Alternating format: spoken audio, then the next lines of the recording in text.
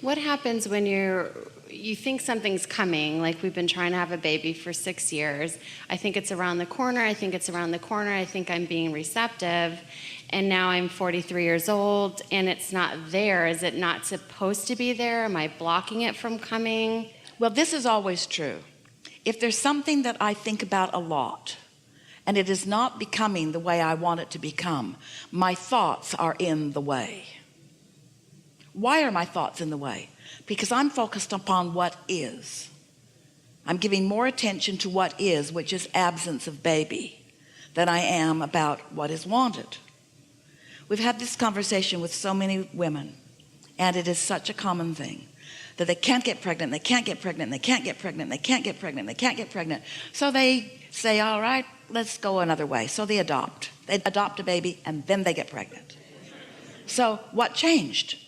No more lack of baby in their mind. But what that means is, and almost everybody does this, but you got to cut it out because it's not fun and it's not serving you. Almost everybody offers almost all of their vibration in response to what they're observing. And that's what we meant as we began here today. The reality that is manifested, what you can see and hear and smell and taste and touch, this manifested reality, it's more vivid. It's so real. You can see it and you can talk about it and other people can look at it and you can have conversations about it. It feels so real and it feels so tangible, and therefore most of you are obsessed with this reality. So you don't think much beyond what already is, which means what already is can't change. If you're just observing what is, and what is what you're thinking about, and what you're thinking about is creating what is, then it's changing constantly, but it's just changing to more of the same. So that's where we come in, and we want to introduce you to this whole other vibrational world that you've forgotten about. We want to introduce you to all of the gestation, the vibrational gestation that happens before there is a physical baby in the womb gestating. There's a whole lot happening before that 9-month gestation period begins, you see. What you're doing with that matters a lot too. So you just can't get around it. You just cannot be focused in opposition to what you want and have what you want come easily. Now, your mind wants to argue with that because there are people all over the planet getting pregnant that don't even care about being pregnant. Why is it so easy for them? Because they're not blocking it. They're not in angst about it. They have not thought so much about it. We've said to you for years that if you'll start with things that you feel easier about in order to teach yourself how easily things will come to you. But most of you instead, you take the subject that matters the most, that you've been struggling with the longest, and that's the one that you want to then begin applying deliberate creation to. But you just can't get around it because what is so vivid in your vibration. But when it takes two, does that mean maybe his vibration is influencing more than mine? Good try.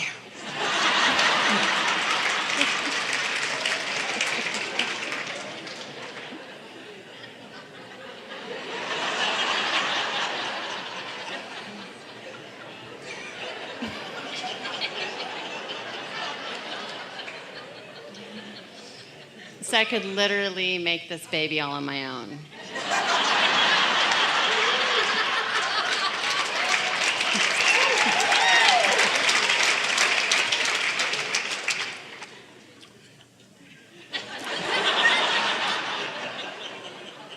Not literally.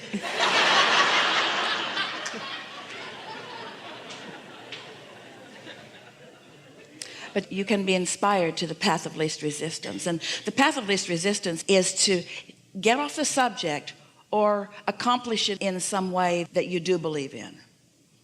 Can you really think you want something, but subconsciously you don't? You can really think you want something and not be aware that you're contradicting that thought with more dominant thoughts. But it isn't that you don't want it, it's that you want it and it's in the vortex, but your thoughts are not in harmony with what you want. So your subconscious isn't working against you. The thing about subconscious, people want to talk about that. They want to blame it on their subconscious just like you want to blame it on your husband. Yeah. I'm glad he's not here. The thing about subconscious thoughts, for a vibration to have enough momentum that it's a big player in your point of attraction. Momentum is the word that we really want you to hear. for it to be a big enough player that it's affecting your point of attraction in one way or another, you would feel it. You would feel the emotion of it. A subconscious thought, you don't have any emotional response to. So there's not enough momentum in it for it to be a big enough player in your point of attraction. So people worry about subconscious thoughts, and there's nothing about any subconscious thought that's ever in anybody's way, because every single time you think a thought that's in contradiction to something that you want, you know it because you feel negative emotion that feels like doubt or fear or uneasiness or frustration. So if you're feeling emotion about it, it's a big thought. Let's not call it subconscious. Let's call it a contradictory thought. But the reason people want to call it subconscious, it's easy to understand. It's the same reason you want to blame it on your husband, is because your logic says, wait a minute, Abraham, I really want that. So I wouldn't sabotage what I want unless I'm doing it subconsciously and I just don't know I'm doing it. We say, no, you're sabotaging it with negative thought all day, every day. And you just won't admit it because you won't even admit that you're having negative thought about it, or you don't understand what negative thought means. Negative thought means there is right here, right now, an active vibration within me that is contradicting my own desire. And that's not subconscious. So what could a thought like that sound like? I want a baby and I don't have one. I'll be like my mother. That's why I wondered about the subconscious, because you grow up in an environment and you want to do something different, but you feel like it's a part of you. In what way is that thought, I'll be like my mother, subconscious? That was right out here in the open. Not only was it right out here in the open, it's been right out here in the open for a long, long time. And you have a history of emotional responses to that thought. So what are we talking about here? We're talking about somebody, really everybody, who's willing to put up with negative emotion because you don't know what it means. If you knew your negative emotion means you're contradicting your own desire and keeping your own desire from being clear enough that you can move steadily toward what you want, you wouldn't do it. But most people don't know what negative emotion means. You're just used to being ornery and used to being negative and used to feeling that way about your mother. And so it feels normal to feel that way. It feels like it's all buried in the past. Like it's not buried. It's right here in the middle of this conversation. It's not buried. It isn't buried. It might have happened a long time ago, but you've dragged it forward with you every step into your new future. It's not buried. It's active. And as long as it's active, it's contradicting something that you want. Ooh. Don't you like knowing that? So we don't know what to do about it. Good luck. Goodbye. Good luck with that. Our thoughts and prayers are with you. Even if you feel like you've done all the processes to feel differently about it or to change it, or you don't feel like you think about it often. Well, here's the thing. Oh, doesn't this sound like hard work? It really does. She's been dragging this around for years. And so have you, one thing or another. And so are there enough processes in the world? Could you get to the bottom of that? Are there enough hours left in your lifetime? It's a long life, but just the same. Are there enough hours left in your lifetime to process all of that? Because got to take it subject by subject and get to the bottom of all of it. We're being sarcastic because, of course, there are not enough hours to do that. And it's the most ineffective thing that we could think of for you to begin doing. Or consider this. Every time you're living a moment without something that you want, you are launching another rocket about what you want. And so is it logical to you that in this vibrational reality, we call it the vortex, we wanted so much for you to accept its existence, we wrote 2 books about it. It's a vibrational reality that does exist. And just like you can't see the fetus in the womb at the very early stages, there is a vibrational fetus that you can't see as it gets more and more and more. And sometimes it can be full and ready to be born, and you don't let it be born because you still can't see it because you're tuned to its opposition. So every time you have this awareness of something missing, you ask for it more. And so it becomes more and more and more and more and more. It becomes ready for you, but you've got to be ready for it. But you can't be ready for what's growing vibrationally when you're letting all of your vibration be about what you're looking at, which includes its absence. You see what we're getting at? So we could talk on and on. We could write hundreds and hundreds and hundreds of books with hundreds and hundreds and hundreds of processes about how you could begin to exercise more mind control. You need to control your mind. And when you try to think that thought, don't. Instead, think that thought. Good luck with that.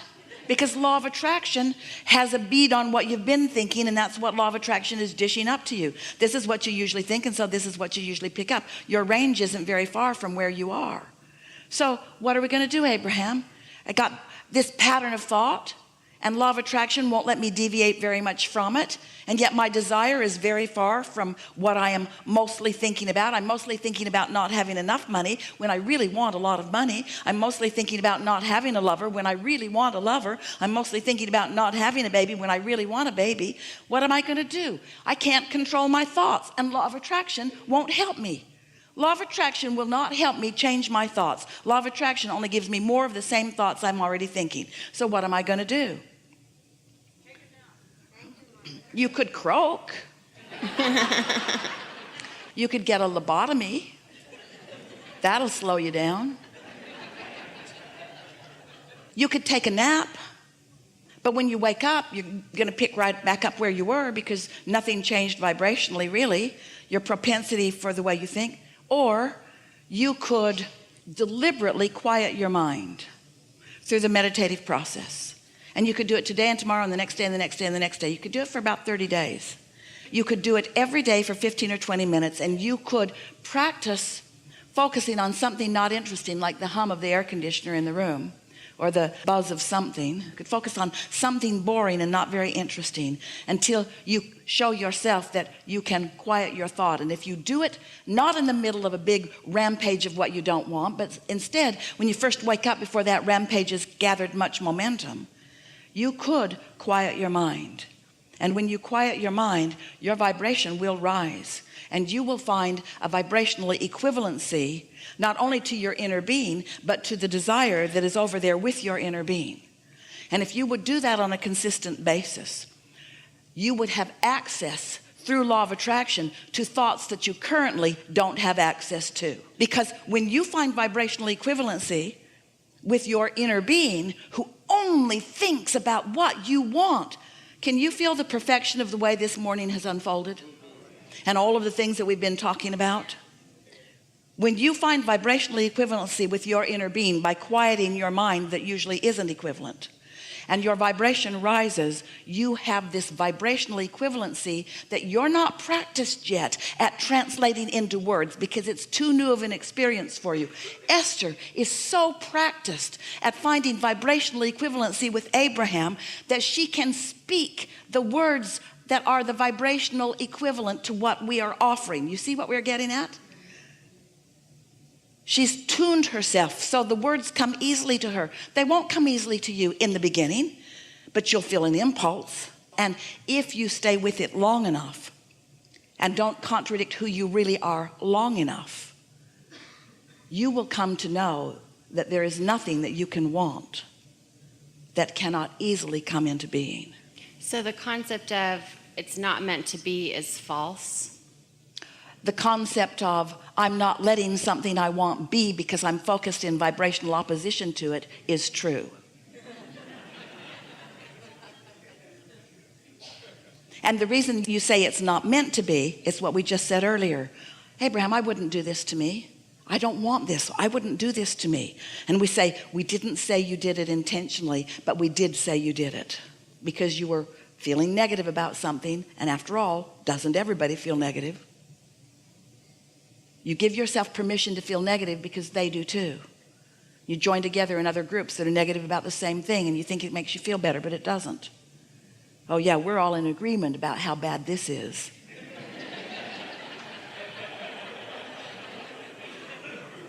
We think this is a really good time for a segment of refreshment.